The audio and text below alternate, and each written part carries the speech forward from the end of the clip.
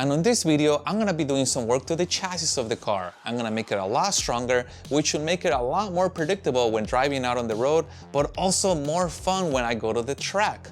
Now, how am I gonna do that?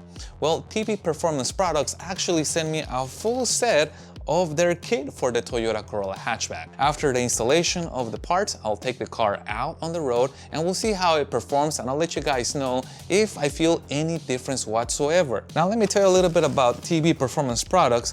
The company engineers all their products here in the US and hand makes each one, so as you can imagine, there's a lot of love and care that you can tell in the workmanship of the parts. If you guys want to check out their website, I'll put a link in the description down below. If you guys want to look at some of their products, they are really meant for performance enthusiasts. And if you have not seen the first video where I installed the front tower brace or the rear trunk brace, I'll put a link to both videos in the description down below so you guys can check them out. We are now underneath the Corolla. The car is under jack stands, and what I'm gonna do, I'm gonna install the traction bar, which is gonna connect this point right here with this point right here, and these little bolts right here are connected to that rod on each end, and that rod controls the toe of the tire.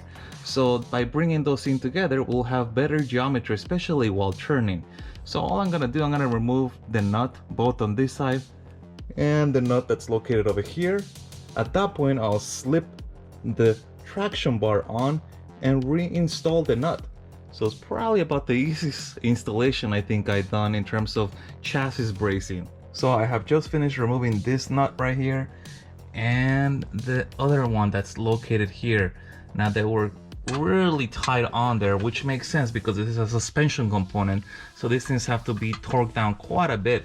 Also, there is some evidence of Loctite used in here, which explains why I had a little bit of difficulty breaking them loose. So when I reinstall the nut on this bolt, I'm gonna apply some Loctite and I'm gonna torque this one down quite a bit because again, this is a suspension component. I found that sliding the traction bar from the passenger side towards the driver's side is easier, especially like me, if I'm on the stock exhaust. If I try to go from the driver's side this way and slide the bar this way, it kind of gets stuck in here. So sliding the bar from the passenger side made it super easy, so I can position it over the bolts. So I torqued down the nuts and I used this deep socket. The nuts are 17 millimeters, and there is the bolt head on the other side, which is 14 millimeters.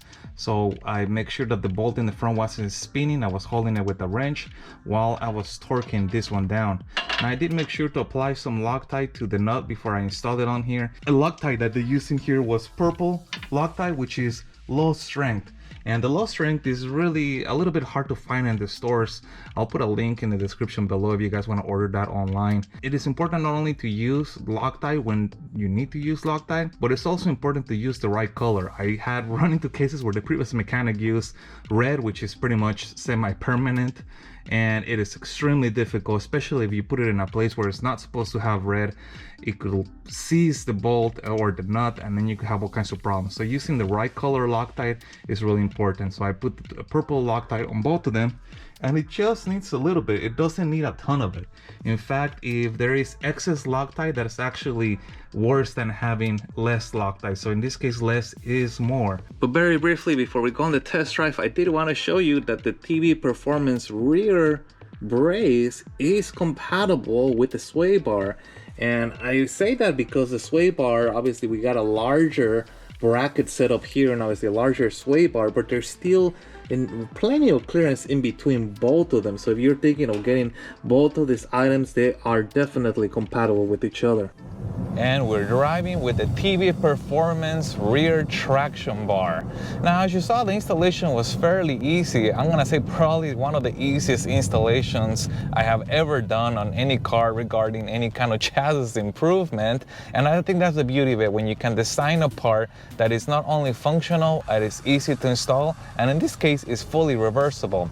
Now, as far as how does it feel, I've been driving around with this bar now for some time, and I can tell you that initially The change is not as dramatic as when I first installed the front brace or the rear trunk brace. I didn't feel much, but now that I've been driving around with it and I've taken some turns, you could really feel how much stiffer the car is. And stiffer is good because that means that the car is gonna go where you want it to, because there's not gonna be any unexpected changes in suspension geometry as you're taking it at a hard turn or you're pushing the car a little bit past its limit. So I do feel that there is definitely a gain. And I also think the traction bar is priced appropriately. It is very competitive, especially for a handmade part. The part comes with a letter signed by the owner of TV Performance, and he's telling you the story of how he put these things together. And in his shop, he's making these things, welding them, sending out to get powder coated or painted. And that is kind of special. You don't see that when you buy a mass-produced part. When a machine made it and spit it out, I don't think there is attention to a detail or the love that comes from buying a handmade craftsmanship part. And this part, it definitely has craftsmanship. And another thing that you may have seen in my channel is that I recently did the rear sway bar from Costco. Now, I was originally did not even think about the traction bar being back there and the sway bar, and never even wondered if it were gonna be conflicting with each other. So when I got the part and I went down to work and installed the rear Costco sway bar, I quickly found out that I could not put the sway bar because the traction bar was in place. But this was not a problem. It is just a matter of the order it was installed. I removed the traction bar from TV Performance, and then I simply installed the rear sway bar from Costco, and then I reinstall the traction bar. So that is the only gotcha, that if you're planning to do a rear sway bar, an aftermarket rear sway bar, you're probably gonna wanna do that before you install the TV Performance traction bar. And even if you don't, it only took me a few minutes to remove the traction bar, install the sway bar, and reinstall it. So it's not too big of a deal, but I would say be aware of that. I do like that the part was made, and I don't know if it's intentionally or just TV Performance made it so small that it works with the aftermarket sway bars, and it has plenty of clearance in between the aftermarket sway bar and the TV Performance bar. So that is great. I love when parts don't make you choose between one or the other, especially because the rear sway bar has a different purpose than the rear traction bar. But going back to the traction bar, is the bar overkill for a street setup? You're probably gonna be fine with just a front brace and a rear trunk brace. But even then, the traction bar doesn't add any additional noise. I haven't felt or heard any unusual sounds coming from my chassis. So it doesn't hurt the car to have it at all installed. And the fact that with that bar being installed back there, now I have braced the chassis as much as I can without welding anything crazy into place.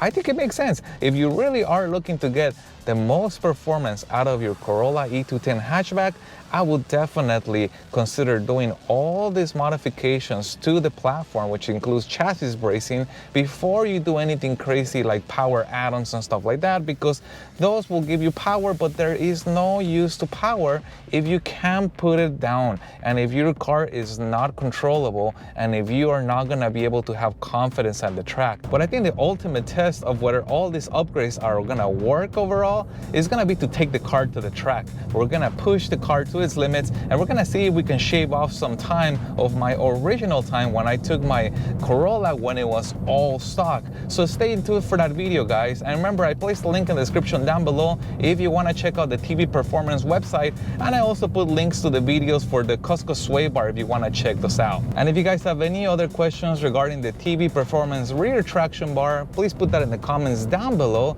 If you found any part of this video helpful, hit the thumbs up button to support the channel, and stay tuned as I have a lot more Corolla E210 content coming up.